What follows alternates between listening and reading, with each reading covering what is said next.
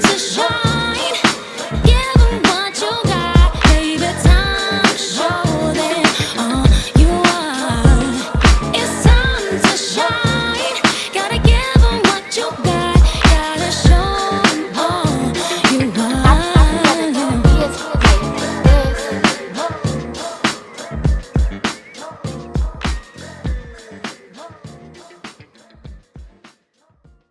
Welcome to the Six Chicks podcast. This is officially our very, very, very, very first episode of the Six Chicks. Y'all, I am so excited.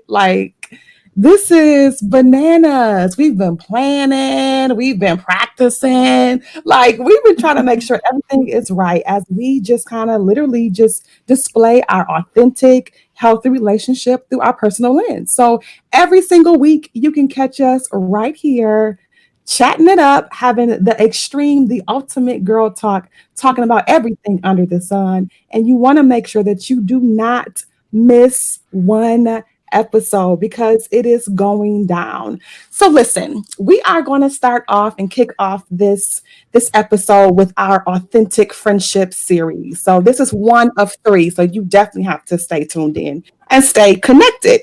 And so tonight we're going to focus on building relationships and what that really looks like. And so let's just get right to it, ladies. Let's not belabor the time like that. Let's just get to it. So let me kick things off with this question. Do you, as a woman, truly know how to love and cultivate a healthy friendship with another woman? Hmm. Oh, yeah. Tiffany, that's a really good question. And, actually this year, I think I really thought about that question. I've been through so much in my life. I lost my mother at a young age. And I think that really changed the dynamic of my relationship with women in general. Wow. And so I really had to, sit back and really think about what exactly does that mean to me? Right. How I handle a relationship with men is completely different than what I need to do with when I'm in a relationship with a woman. Paying attention to, what people like, what people love, getting to know their personality styles and their languages of love as well. Just getting to know exactly what that is and being open and vulnerable enough to cultivate that relationship. And I think really what's helped me a lot along that journey is my cousin, Angela, Oh. who is also here and we love. Me and her relationship have had its ups and downs, but she's always been a rock in my corner. And I've just learned so much from her about building relationships and trusting other women and being able to connect with other women. So I just really appreciate that. And it's allowed me to connect to these other women in the Six Chicks. I'm so excited about that. That is so dope. Yeah, it's awesome. I can kind of give you a little background about how we all got connected because that's where the beauty is. I think for me, I always wanted relationships with women because I was in a family with three brothers and no other girls. And so I just always wanted a sister. And just like Ife, my mom passed when I was young as well. And so it was just a house full of men. So I feel like that's what started the groundwork for building relationships with people. And so I just, I think it just takes just getting to know people and just loving them where they are. I think that's one of the main things in trying to cultivate healthy relationships with women. Mm-hmm. I love that. So Angela, you are like the matriarch, if you will, of these Six Chicks, right? So you're gonna have to break it down for us, like how we all connected, how we all met, how we all became this beautiful family. I mean, we can say friendship, but I feel more like we are legit family. So break it down for us. So it would start back with Miss Ifeani. there weren't really any girls. As I said, there were just the Yeah. boys and I, and there weren't any girls that were my age, that were or close to my age, that were kind of taking me under their wing. And Mhm. so I was over the moon when her mom was pregnant with her. And I was like, oh, I'm gonna have. Oh, And when I found out it was a girl, I actually remember where I was. I was at the dinner at the breakfast table, and they were like, "Robin's having a girl," and I'm like, "Yes, I got a friend. She's gonna be a friend, but she's gonna be my friend." Oh, And so, it started out like that, and she and I were like thick as thieves. Even when she was little, I was taking her everywhere. She probably they ain't had no car seat or nothing. She was in that car riding with me to the mall, just crazy. When I think back on it, I had gotten in multiple car accidents. I don't know why her mom even trusted her to be with me in a vehicle. She did, and so that was the first relationship, and then it went on to the first day of college, where I met Miss Tiffany, you, yeah. and then Lisa. I met Tiffany on the first day. I want to say I met Lisa on the second day. Maybe it was the first day. I think I knew about her on the first day because our friends were friends, and that's how we became friends. Tiffany and I, we connected on a very basic level at the time. we were just excited that we had on the same skort.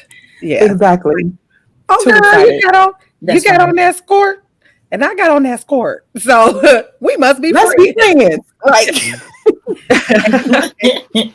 And obviously it was accurate because 25 years later we're still friends, and we seem to always have some similar clothes too, so that's kind of funny. No, that is so funny because we legit always have something similar in our Something closet. similar. Yes, It's yes, crazy. absolutely. So then that kind of bridged into, we kind of, went in and out of relationships. Even Lisa and I went in and out of relationships. Ultimately, we ended up graduating together in a way. We'll probably hit that at another episode of supporting friends. But anyway, essentially we graduated together. And then prior to that, we found Christ. We met Victoria at church. And I'm just trying not to give all the secrets away because we have so much more to share with y'all. We met Victoria at the church. We ended up going off to Bible school together, the three of us. And all the while, Ife was interjected in this, just growing up. She was growing up. She was at college with us. That'll be an episode probably about what not to do with little people around you. I don't know. But she was there along the journey. And then, of course, Lisa had met her husband at the church, and her husband is the brother of Courtney. And so, and then, I mean, it's just so much. And then Courtney, myself, and Victoria ended up going to the same church. And then we ended up living in the same house. Yeah. And so it's a lot. I am the common denominator. But I just feel blessed that everybody is connected without me necessarily being present. I don't have to be present for all of these women to be connected. So that's beautiful. Yeah. That's the short version. There'll be more. Yeah, I want to add to that what Angela just talked about, and just like stringing back, cultivating healthy friendships.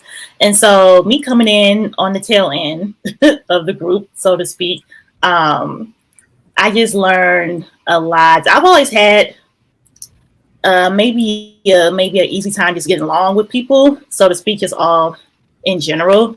But just thinking about maybe more like a lighter side of it, like I grew up a lot when I moved in with Angela and Victoria, and a couple stories. Well, okay, maybe more than one story, but short stories. So I was made aware of my lack of awareness after I moved in with them, because Oh my goodness. because beforehand I just lived with my parents, and then I lived by myself for a while. And so, like, it's one thing to be friends with girls, it's another thing to live with girls, and that's a whole different thing. I mean, we have a great That's story. true. yeah, we have a great story with that too. But I just I had to come to myself of how, I need this awareness thing about me. So an example is that one day I wasted some kind of blue nail polish on, we had cream carpets. And, I just kind of like went along as, it's all good. I'll pick it up somehow, and then one day Angela was in my room and she noticed it. She was like, what is that? What's that there? And I was like, oh yeah, because of course I didn't bring it up, because I'm like, not as aware. I'm gonna figure it out somehow, pick it up. And she's like, okay, yeah, do that. But anyway, then thinking about my relationship with my sister Lisa, who came to the picture with her and my brother. We got more closer after I moved in with Ange and Vic. But it was some growth there too. One other incident of lack of awareness, kind of like I call it my bubble Courtney years. I borrowed some luggage from them or whatever one night or over the weekend, and then I went back to their house because I still had a key. And so, it was late. It was dark. So it was that late. It might have been like 11 or whatever. And so I just go in, because, hey, it's the family house. Let me just drop off this luggage. I know they want this luggage. So, I don't want to keep it. Problem solved. So I go in there and Lisa darts her head to the left, like kind of with this little glimmer of glare in her eyes, but I'm like, it's all good. I'm like, hey. She's like, hey. And I'm like, oh, how y'all doing? Let me drop off this luggage. My brother was like, you better call before you just come over here. And I was like, oh yeah, and so conversations had to be had after that, things, mended. I mean, there wasn't anything really broken, but realizations came to the surface with that one. And so, those are like lighter examples, but I'm just grateful for, going back to that point about like cultivating relationships, like, things could have went horribly, worse, if conversations were had, or, if like, honest feelings weren't allowed to show through. You know what I'm saying? She could have played off like, oh girl, yeah, this all right. She was like, nah, I'm not playing that off. My brother was like, you gotta talk to Lisa. I'm like, oh, okay, I'm gonna do that. Let me call her, but all these things kind of work together. So I'm pretty much just grateful that, people work with me, as I work on myself. So I just, there's more stories, but I'll just leave it at that. Yes. Absolutely. And I'll pick up on that story because Courtney I don't consider her a little sister. She's my sister, but she was always thought of as the little sister of the family. So that's how I always saw her. And I met her when she was 16, drove her to get a card for this little boy. Whole nother story there. We won't talk, but that was my first time ever meeting her. And her mom was just surprised because she said, he's letting you meet his sister? Like, she was like, I can't believe it, because her brother wouldn't allow her to meet anybody. No woman, I should say girl, because we were young, but nobody. But I had met her that day, and like I said, she was 16. So I've known her, growing up, and she has grown, but there was a moment while I was upset. I've evolved, y'all. And it is funny now, but at the moment it was not funny. And because I'm sitting on the couch watching television and I hear a key in the door, and I said, who the heck is coming in this house? Turn around, it's her. So I got up and I went into my room, and as a matter of fact, I think I called Angela and said something like, you did. I didn't want to interrupt you because you like, you better get your girl, because I just remember at the house, I'm like, because we have a different relationship because she's my friend and her sister. So I'm like, they marry, what married people do in the evening time. Right. They could be doing anything. Did you really Yeah. want to walk into that? Right. It was easy for her to just get with it. It was not a hard understanding for Courtney. She was like, "Oh, yeah, no, I'm not trying to walk into that." So, Absolutely. But it's all good. I think at that time we were just sisters, but by Courtney moving into the house with Angela and Vic, that caused us to become friends. And Angela and Vic, they are the ones who helped to cultivate that relationship because, like I said, it was only a little sister relationship because that's how I met her. That's how we were introduced. So it really helped change our dynamic, and she has become a friend. I consider her a friend more than a sister, if anything, which is way more valuable to me because I really value my friendships. So that has been very, very meaningful to me. So it's awesome. Aw. Thank you, girl. Thank you, sister, for being my sister and You're friend. welcome. You're welcome. it's a friend. Won't he do it? Really, won't he? Won't he do it? And I like to add, Lisa was pregnant with her second child at the time. Oh yeah. I was out there, y'all. Yeah, that's risky. Oh yeah, that was my coin phrase. Oh yeah, that was coined for a while, but yeah. Yeah, I didn't stay mad at all too long. I don't hold grudges or stay angry. And I usually forget things like that. Like, I'm like, oh, they did that? Oh, okay. I do remember that, though, but it was funny more than anything. So that's all good. I love you. Love you back. That is so funny. So Vic, you're gonna have to chime in and kind of let us know, like, so how are you connected? And what stories do you recall Lord, on this journey of friendship? long journey. So I'll just start at the beginning, just to give you guys a little tidbit of it. So for the most part, in my teenage years, I had a twin brother.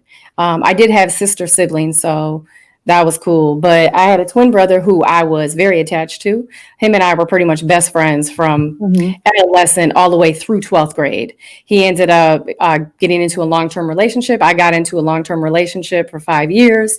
And then some things started changing with me. My brother and I were friends, but we weren't best friends anymore. And me being in this relationship, my path started to go a different way. My mindset started to change. And the Lord, thankfully, connected me with Lisa and Angela at that time. So at that time, I had left my boyfriend and ended up moving to Oklahoma and going to school. And that's where Lisa and Angela and I moved in together. And let me tell you, again, I was used to being with my brother and our guy friends. I was not used to being with some girls, let alone living with females. Like Courtney said, it's a whole different ball game when you're living with females versus just, being friends with females and just going here and there with them. So in Lisa and Angela's relationship, I could tell from the beginning was built on just pure communication. And I was not used to that. In my family, we communicated to a point, but trust and believe it was way easier for me to hold things in than talk about them. It was easier for me to hold my feelings in. I kind of was taught if it's not broke, don't fix it. Meaning, if you can deal with it, just deal with it and keep it moving and don't worry about it. And that is very dangerous. We all know when you hold stuff in, that's just crazy. So long story short, I'll give you a really short story. I remember one time we were in the bedroom. I believe it was Lisa's room, sitting on the floor talking. And Angela and Lisa were just laughing and laughing and laughing. And that was just a normal thing. They were always laughing. They were always talking. And to me, it was just like, oh, God, here we go. We got to talk again. Because I just wasn't used to talking. I wasn't used to talking about my feelings or what I was thinking. And as we were sitting down, they were just rolling laughing at something that I did not think was funny at all. And I looked at them and I was like, why y'all laugh so much? And they like stopped, like, huh? And I said it again. I'm like, why do y'all laugh so much? And they both busted out laughing, like rolling, laughing. And I'm over here irritated as all get out because I'm serious, Right. The thing about it is I knew enough to know that I was missing something that they weren't. And that was huge because I could have easily got in my feelings at that point. But in order to get free, I knew you have to get out of your feelings. And in order to get out of your feelings, you got to get out of your mind. You got to get out of your head. And again, I knew they had something that I was missing. So I just let them laugh, and then we just kind of talked about it. And we just realized I was missing the joy that they had. And I came to grips with that. So whenever they were laughing, I would just chuckle. It didn't even I didn't feel nothing, but I just chuckled because I'm like, something's got to change. I got to do something different Wow. to get a different, Wow. feeling, a different emotion. So that was kind of like the beginning. And Mhm. long stories, you'll hear them later, but they would sit down with me and just talk to me and get me to talk about my feelings and get me to talk about my past and who I am and what I want to do. And I wasn't used to that. So the beginning was a roller coaster. It was terrifying. It was Yeah. exciting. It was jaw dropping. It was heart dropping. It was all these different feelings. But all in all, I'm like, look what I have right now. And I would Wow. never change it for the world. Vulnerability is a beautiful thing. It's hard. It's not easy, but it's beautiful. So, Mhm. I love that, Vic. Like, it's like I was just thinking about how when I came on board with Ange, like you have to have courage to be vulnerable with people. And for me, it was just like in my past, I've had relationships with women, with girls that it just didn't go well. Okay. Like today we call them haters and all that kind of stuff or whatever. But I mean, it was so many for me, it was so many broken relationships with women that when I met Ange, it was so refreshing. And Lisa, it was so refreshing. And then as the years went on, just being able to be in a space with women that are truly for you and have your back, not jealous, not envious, that can keep it real with you. I think that is just like some foundational pieces that just can't be overlooked or taken for granted, just in general. And I think that when we're looking at relationships with women, that there are so many foundational pieces that sometimes for some women that are just missing. So, what would y'all say, like, if you had to pick one foundational thing to stand on in our relationship, like, what would it be? That's a I good know, one. I know it. I know that's a great question where you got to pause for a moment and kind of think about it. But if we could all just kind of answer that question, like, for Maybe. me, I would have to say that um, having the courage just to be me, and so for women to be able to feel the courage just to be who they are is something very strong. What were you going to say, Ife? Yeah, I was just thinking that that's one, a really good question. And two, I would think mine would be trust. Hmm. Just in general, because I think trusting the other people that you're in a relationship with, but also trusting yourself to be Yeah. vulnerable and to allow yourself to feel the emotions and express how you feel. And then trusting the other people to handle you with care. Oh, I I love think that. Mhm. definitely handle you with care. You have to be you have to, watch people's behavior, so you know to trust them. And I think that that's an important piece that we all have, is that we know each other's behavior and who Hmm. each other is down to the core. So the trust is easily given in that moment, then you have to just deal with yourself, being able to trust yourself. Hmm. Yeah. I would say for me, it just be just the accountability to myself, so that Mm. like knowing who I am and what my flaws are, and being transparent about those and not projecting. If any one of these ladies tell me that they don't, that I hurt their feelings, or that something that I did made them uncomfortable, there will be zero projection. Mm. It will only be me being accountable, or at least seeing where I wasn't right. And I Right. think that it's almost disgusting to me.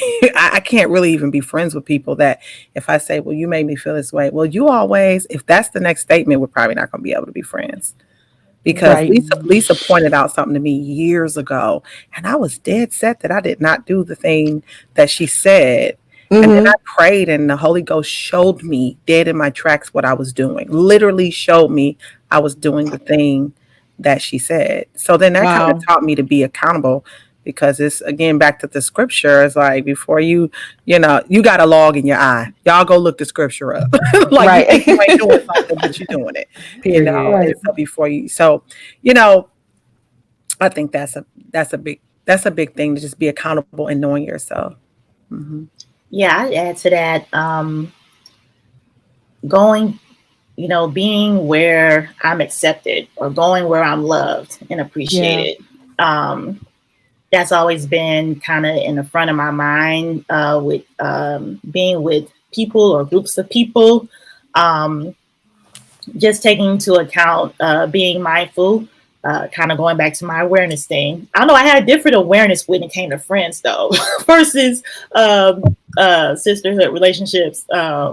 But just being aware of like being in the same on the same frequency as those that's Mm. around me, and even those that I'm not on the same frequency with. There's still like a common thread of acceptance of Mm. who I am as a person, and that type of comfort level with it.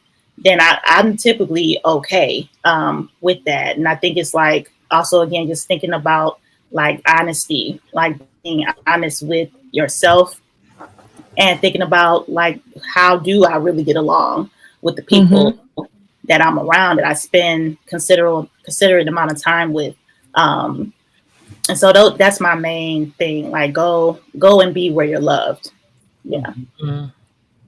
I think mine would be vulnerability. And I think that encompasses a lot. Being vulnerable to be who I am, and being vulnerable to trust that my friends will not only love me, but help keep me accountable and help guide me and lead me and be okay with that. Mhm. Vulnerability is very scary, and it takes a lot of courage, but it produces some amazing results. Yeah. Sometimes not, sometimes those results may not be good, and sometimes you may get wrecked. But if I trust who I'm with and I trust that they love me, being vulnerable is going to keep me open, and my relationships are going to evolve because either way I'm going to get stronger. And yeah, I mean, there's a lot to say with that, but definitely vulnerability. It's a scary word, but it's a strong word. It is. I love it. Yeah. Absolutely. Yeah, and I would definitely say communication. That is Mm. that's the Mm-hmm. main thing in for me for any relationship, whether there's being, in a marriage or a friendship, is communication. And of course, with communication, to have proper communication, you have to be Yeah. vulnerable and you also have to be able to trust. Mm. But at the end of the day, if you can talk about your feelings, talk about what's going on with you, how you feel, whether it's how somebody made you feel, how you may have made someone feel, talk about it. Because if you don't talk about it, of course, things build up. You have animosity, feelings, it turns into something really big if you don't deal with it. So that's the main thing. And I know for me, I've had friendships, very long friendships, from childhood. And all of a sudden, when we were grown, just stopped talking to me, just didn't return phone calls, didn't talk.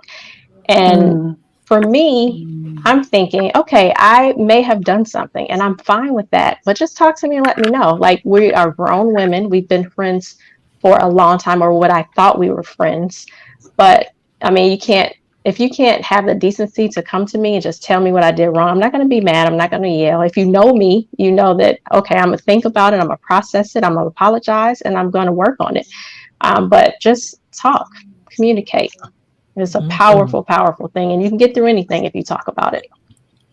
I love that. It sounds like that we all have like some common threads that we just kind of believe are our foundations for our friendship. And I think that in itself makes this so special. And so this is the first of three of our series of building authentic relationships, friendships. And so, listen, y'all, you have to stay connected and you have to stay tuned because it's so much more to come. So, Ife, let them know how to stay connected with us. Okay. So, you guys, we definitely want you to make sure you subscribe to this podcast right now on every streaming service that you can, whichever one is your preferred. Go ahead and subscribe and download. We want you to definitely stay connected with these six. So, starting with our IG at these six chicks, our Twitter, you can find us at these six chicks. And you can also go like our Facebook page, These Six Chicks, and then also subscribe to the YouTube channel, y'all. We definitely want you to see this video of us recording this podcast. So our YouTube channel is These Six Chicks Podcast, and we definitely want you to join us next time as we dive deeper into authentic friendship and discuss growing with your friends and what that looks like growing and evolving and creating a beautiful relationship.